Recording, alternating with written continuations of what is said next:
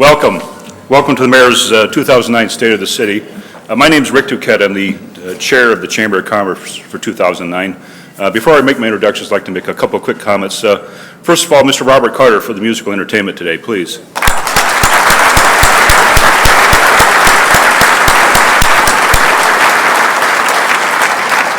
I'd also like to thank the Alara Center for hosting this event and their staff, and thank you for the Chamber and their staff for their hard work on this event as well. Please, a round of applause for them.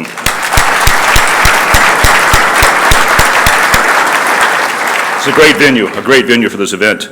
Mayor Brown was elected in 2000, handily re-elected in 2004, and was recently asked by the community in 2008 to serve an unprecedented third term.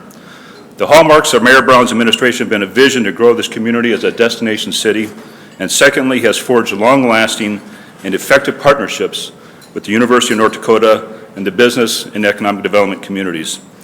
These partnerships continue to make Grand Forks one of the finest communities in the upper Midwest to live and work. I'm very proud as the Chamber Chairman this year and the City Minister to introduce my boss and your Mayor, Mayor Michael Brown.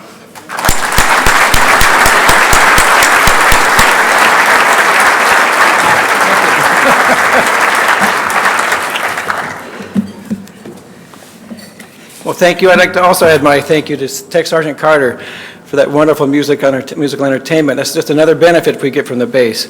So thank you for being here. So today I'd like to say welcome and thank you for joining me here today.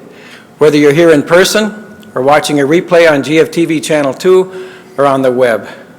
Openness and accountability have been a trademark of city government. And I'm pleased to keep improving how we communicate and how effectively we communicate. Let me begin by thanking the people who have made all this possible and meaningful. First and foremost, my wife Ann and my son Grady are with me here today. Please stand up. Thank you. And thanks to the members of the City Council. Terry Bierke, would you please also stand? Mike McNamara, Elliot Glassheim, Hal Gershman, Doug Christensen, Art Bakken, and Kurt Kruen, who adopt the policies and ordinances that make our community such a great place to live, work, learn, and play.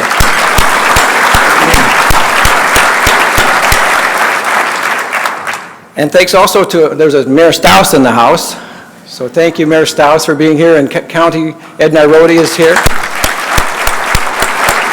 And Parks and School District also are represented here today, so thank you. So thanks to the hundreds of dedicated city employees who provide the goods and services to our residents and our visitors. Thanks to my other boss, All True Health System, and the nursing staff that I'd be lost without, Brenda and Leah. Thanks again to the Alara Center for providing such a wonderful, great venue, and thanks to Chamber President Barry Wilford and his staff for hosting today's event. Thank you, Barry. And of course, we owe a special debt of gratitude to the men and women of the military. Through every branch, you provide the very conditions that make all that we do possible in this community and this nation. To you and your invaluable families, we want to say thank you.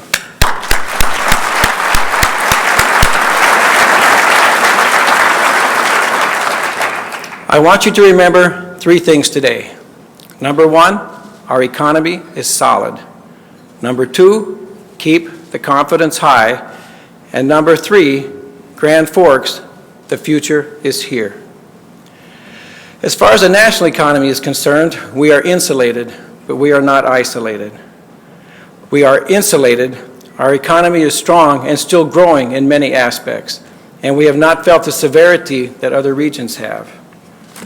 But we are not isolated, and we need to be vigilant for warning signs, but also for opportunities. We've seen some warning signs. There have been some layoffs, and we've seen an increased demand for basic needs with our more vulnerable populations.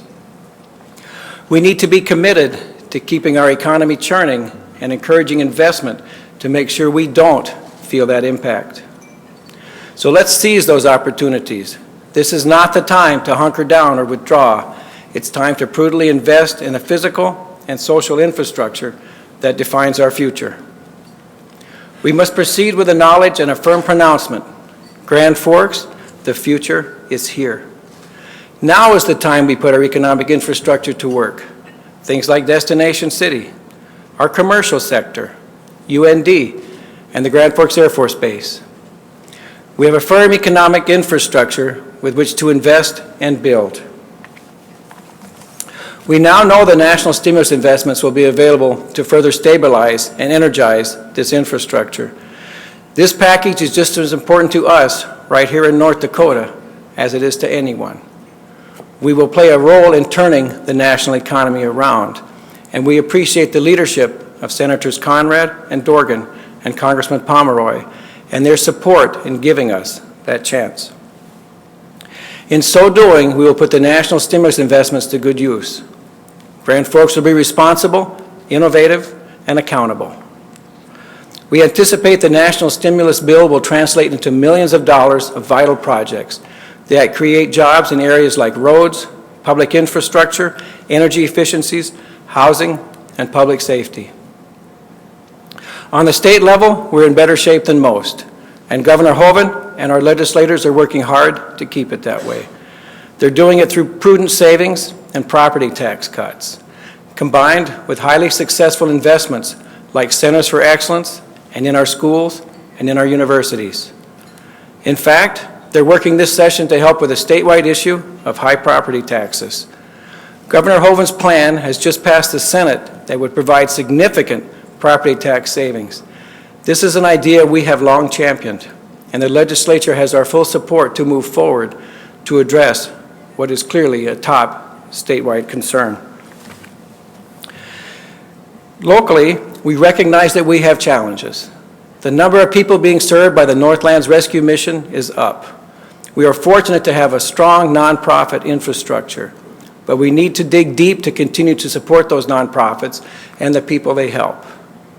To be sure, there are challenges, but out of challenges come opportunities. And we've been working to build a strong foundation for the future. Grand Forks has maintained a AA3 bond rating for Moody's Investor Service. That's thanks to our city administrator, our finance department, and wise choices by our city council. You all deserve thanks for keeping us on solid ground.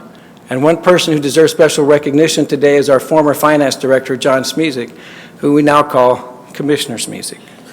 So, with more respect. Our local economy is strong and ready for growth. We see it in other indicators as well. Our sales tax collections are robust. In January, we saw the third largest amount received since local sales taxes was enacted. And 3 of the last 5 months have made the top 10 collection list. The housing industry is an overwhelming national concern. In Grand Forks, our valuations have slowed, but total construction for 2008 was more than $81.5 million, up from the previous year. It is predicted that we in Grand Forks will be among the top 25 U.S. housing markets in 2009. And that's all good news for the community. But the commonly asked question is, how is City Hall spending your money? There's a lot of attention on how we spend, and there should be. That's called transparency and accountability. The City of Grand Forks saved more than $550,000 in 2008 in workers' compensation premiums. And over the past 5 years, we've eliminated 8.5 general fund positions through attrition to be as lean as possible while staying service neutral. We've kept the effective increase in taxes over the last 5 years to about 3.6%, comparable to the Consumer Price Index. We appreciate the growing partnerships with the county, the parks, and the schools in driving down the effective tax rate. A few years ago, you were paying 2.31% of market value for your property and taxes to all the 4 governmental entities. Last year, it was 2.13%, and our goal is to get that tax rate down to 2.0% of the value of your home, and we're almost there. We have well-intentioned board members at every entity, and over the past year, we've welcomed new leaders and had to say goodbye to some others. One highly valuable asset to our community is the new school superintendent, Dr. Larry Nyblad, and your presence has made a good working relationship between the city and the school district even stronger. Thank you, Dr. N. Would you please?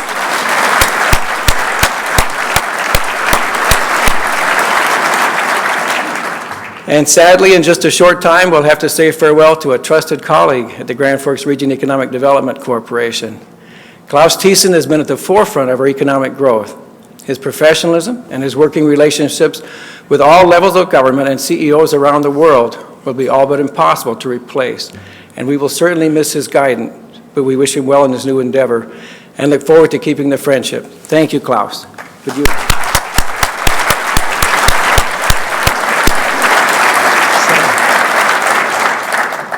For the first time in the past 10 years, property taxes in Grand Forks actually went down on average.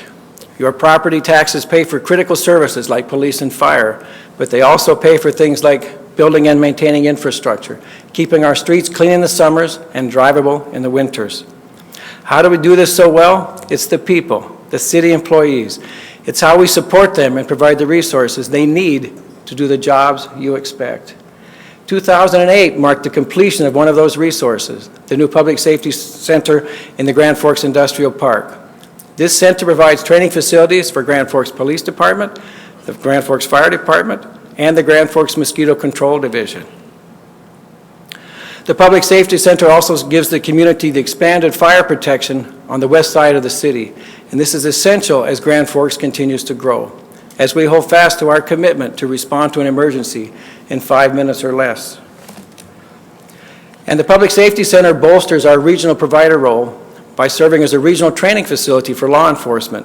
In fact, instructors from all over the nation and even Canada can be brought to use this state-of-the-art facility to improve numerous educational opportunities. Our people stand out in many ways also. The Grand Forks Public Health Department made history in 2008 by winning the North Dakota Public Health Worker of the Year Award for the 3rd year in a row. And Debbie Swanson picked up that honor, and I believe she's here with us today, so everyone congratulate her.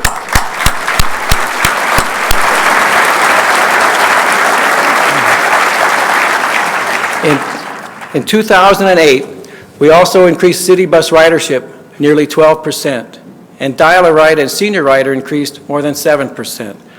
We have full buses at peak times in the mornings and afternoons, and we're even able to take down these little cardboard cutouts that were used in the windows to make sure that you thought people were riding the buses.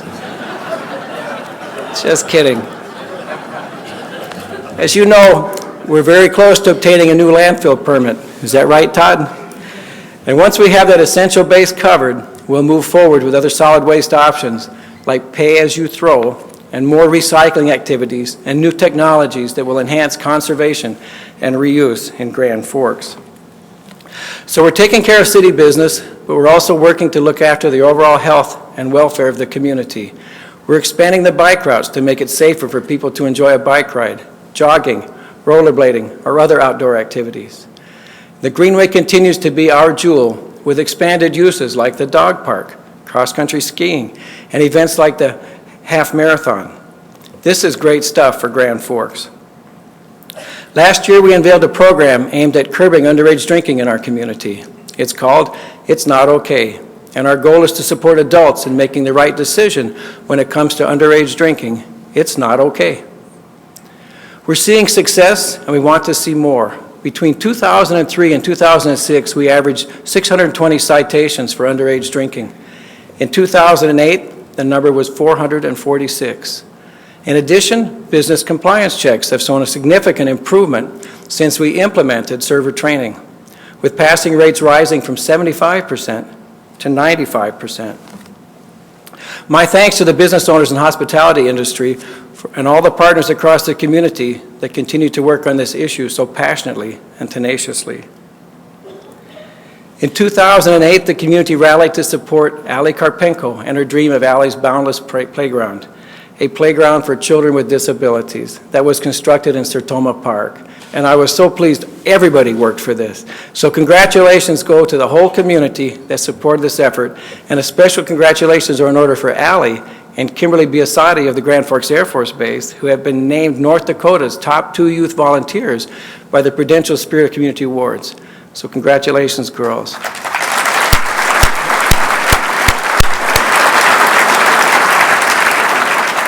Well, we do a lot for our youth. We've consistently been recognized as one of the 100 best communities for young people in America by America's Promise, an alliance founded by General Colin Powell.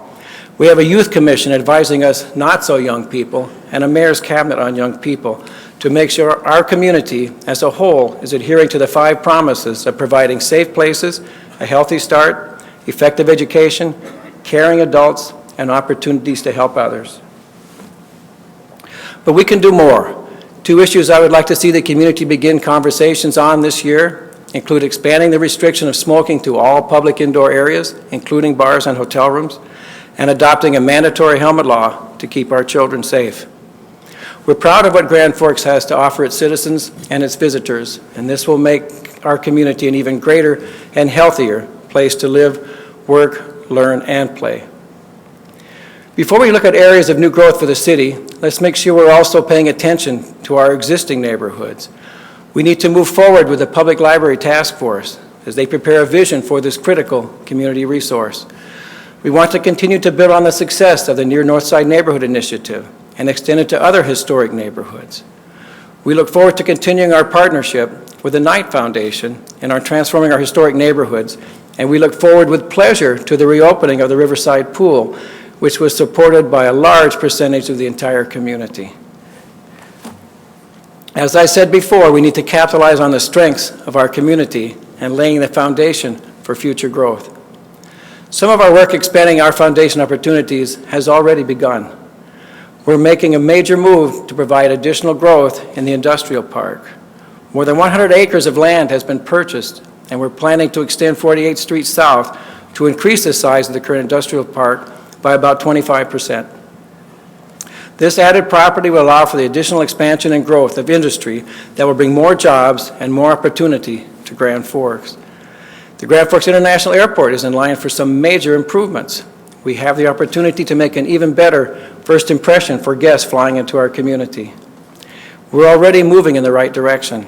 More than 87,000 people used the Grand Forks Airport in 2008, and that's more than 5,000 people than the year before. We need your continued support, especially as businesses, to continue to fly Grand Forks and help us expand the possibilities. I want to take this opportunity to thank Airport Director Steve Johnson, who will be leaving us. We all appreciate what you've done for the airport and for our community, so thank you, Steve.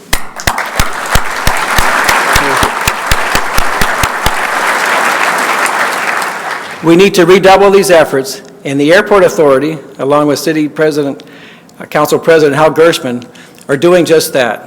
In fact, they've logged more flight miles negotiating with airlines than most UND third-year student pilots. Isn't that right, Hal? We're laying the foundation for the future because the future is here. As we move toward the second decade of the 21st century, we continue to look for ways to build on our foundation of partnerships. We are already exploring options with Grand Forks County government and with the city of East Grand Forks that would bring savings to citizens in things like garbage collection and enhanced communication. We're working well with businesses and organizations like the Chamber, where City Administrator Rick Duquette is now serving as board chair of the Chamber. That demonstrates a spirit of partnership, and it also signals our determination to see that partnership grow. We're working more closely with young professionals and the UND Student Senate to assure them that their future is right here in Grand Forks. We've been able to learn from their leadership and take their perspective into account on a variety of issues, like attracting and keeping our young workers, making this a vibrant community, and providing opportunities for all of our young people. These folks are not visitors to Grand Forks unless we treat them that way. Let me now shift direction to a few key areas that we need to focus on in the next few years. We have to be diligent, and we need a degree of innovation and entrepreneurship, as reflected in Tom Clifford, for example. So let me say a few words about this man our community and state recently lost. Former UND President Tom Clifford will be remembered as a man who got things done. He was a leader, and he wasn't afraid to dream big. His dreams and his collaboration with others provided some of our most valued programs. And just as importantly, he treated people as they ought to be treated, and he was widely respected for that. We thank him for all he accomplished, and we wish the best to his family. And we thank God for blessing our community and our state by putting him here. Tom Clifford left a legacy. It begs the question, what contribution will we make to Grand Forks. We have the opportunity to create the future. And one key partner is the University of North Dakota. We have the good fortune to be working with Robert Kelly, UND's 11th president, who was just installed last year. In President Kelly, we find an inspiring leader, a trustworthy partner, and a friend. And although he's only been on the job more than slightly half a year, President Kelly and I and many other community partners have already had exciting conversations about charting a course for shared success. As we move forward, this partnership will be instrumental on three key issues. First, the exploration of a UND campus downtown. There is little else that will have such a dramatic aesthetic and energetic effect than that. We look forward to moving ahead with this conversation and moving some dirt along with people and programs. Second, the university's home for football and other NCAA Division I activities is right here at the Alerus Center.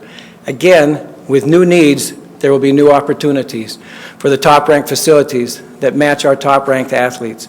And what better kickoff than the new 10-year agreement that the Alerus Center and UND just signed to play football right here.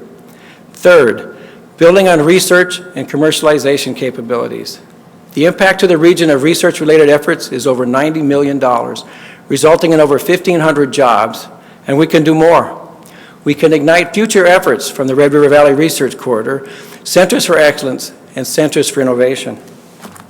In fact, we can be at the forefront of innovations that lead to business and job growth. We can change the whole landscape of entire industries.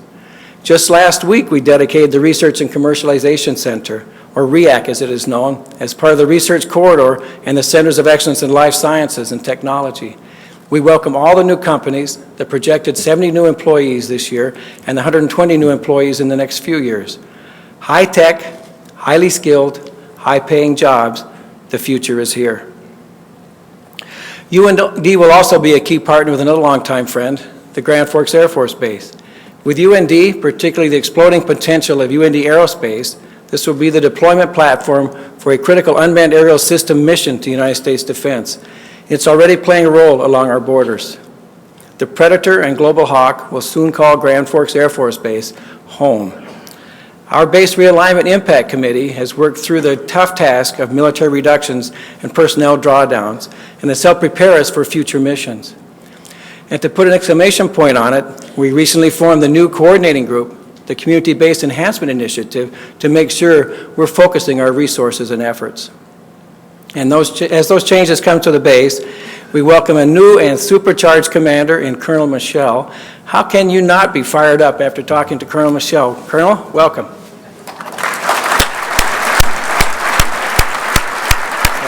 There you are. I believe the Grand Forks Air Force Base is poised to become something bigger than anyone ever dreamed that will have far-reaching impact on our community, our region, and our country. And we have the unique opportunity to help nurture and develop that growth from the very beginning, because the future is here. The future of energy is right here in Grand Forks. We are and continue to need to be at the forefront of energy research, deployment, and efficiencies. Grand Forks is the perfect size platform from which to deploy technologies and address climate change. The world, and particularly the U.S., need an energy transformation to lessen our dependence on foreign sources, increase jobs, and develop new industries that will once again show the power of old-fashioned American ingenuity. Surely Grand Forks Energy Environmental Research Center, the ERC, will be at the center of this worldwide transformation of energy use and production. Things like mining methane, geothermal heat, wind power generation, and even hydrogen-powered mosquito control vehicles. We feel the direct impact already. LM Glass Fiber, for example, is the growing epitome of a business right smack dab in the middle of the new technology and energy development, and providing a source for hundreds of high-paying jobs right here in Grand Forks. We also have broad community support rooted in the Green 3 Grand Forks effort. Over 50 community members have been working to improve the environment, increase efficiency, and save money. We have a role to play in research, we have a role to play in deployment, and we have a role to play in efficiency and conservation. We're underway as a city with already saving 10% of our energy going to our city buildings, saving energy in the lights and heat we use. We're constantly looking to improve our conservation and recycling efforts throughout the area. On 32nd Avenue South, the timing of traffic lights was changed to improve traffic flow and reduce the fuel consumption. The changes will save motorists millions of dollars in fuel every year and reduce tons of carbon emissions. Similar changes for Columbia Road and Demers Avenue are scheduled for this summer. Recycling bins have been added to all city buildings to help staff and citizens who use our facilities. The police department purchased flex fuel vehicles in 2008 to increase gas efficiency, and they changed or eliminated inefficient heaters in their building. The Public Works Department changed its lights to CFLs. And we're proving savings right here, and so are our community members. People like Erica and Pat White, when they replaced the regular bulbs in their home with CFLs, their electric bill went down by 25%. That's real savings. And we're doing it with outstanding partners. In 2008, Xcel Energy provided a grant to help green portions of the Greenway. That money was used to plant 150 trees along the Greenway near the Sunbeam neighborhood and the perennial garden near the Pat Owens pedestrian bridge. Now that we're talking about building on success and keeping the economy rolling strong, let's talk about building a key part of our identity over the next few years as a destination city. I want us to proceed with an upgrade. Call it Destination City 2.0. We have success as a destination city.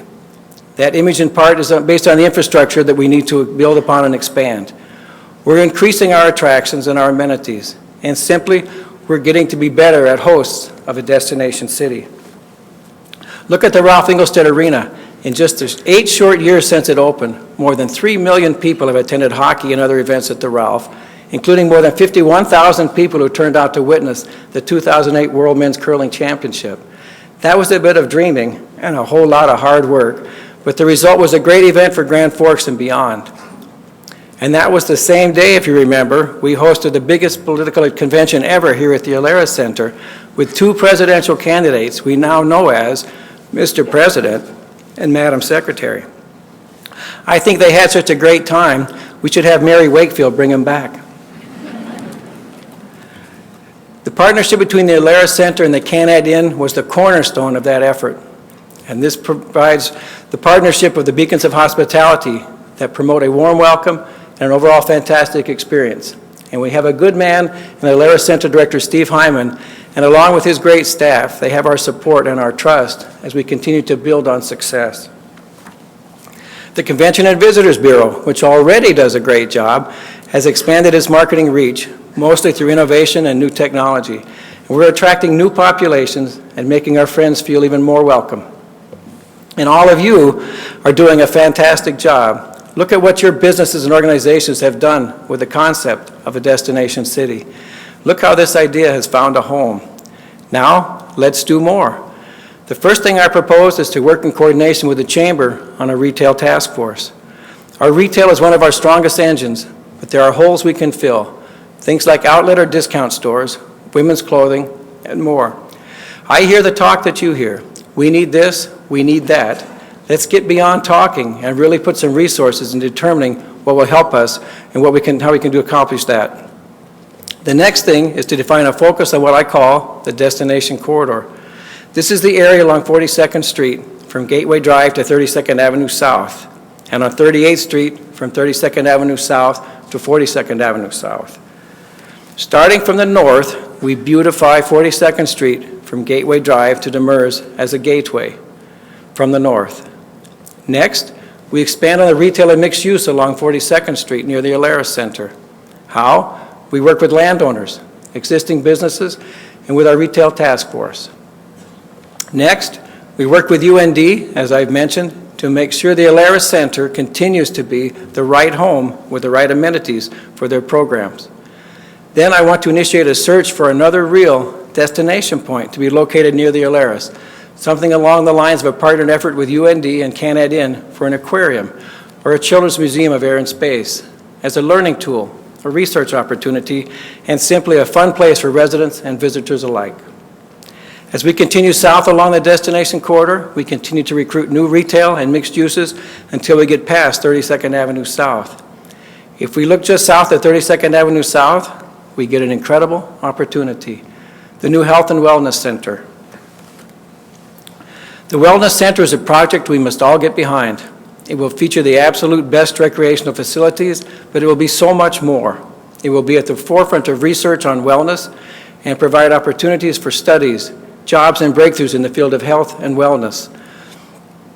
The steering committee has done an excellent job coordinating partners and complementing interests to make this truly something special for the entire region.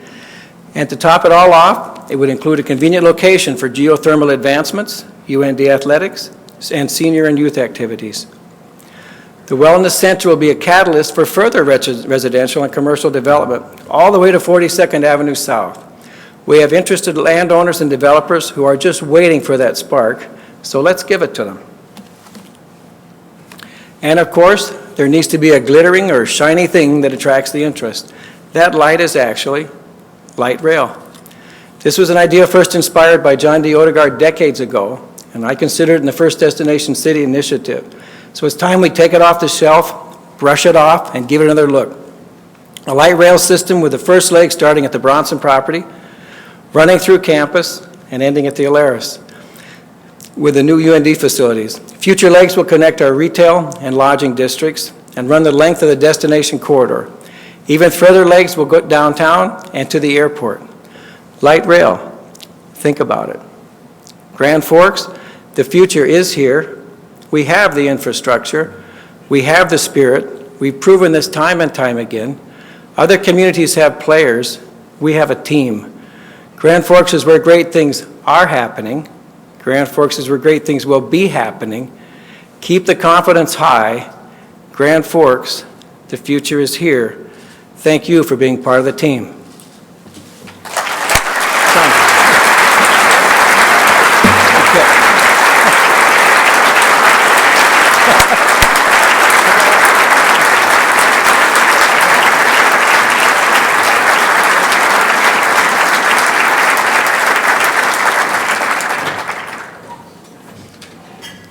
Ladies and gentlemen, please, one more time, Mayor Mike Brown.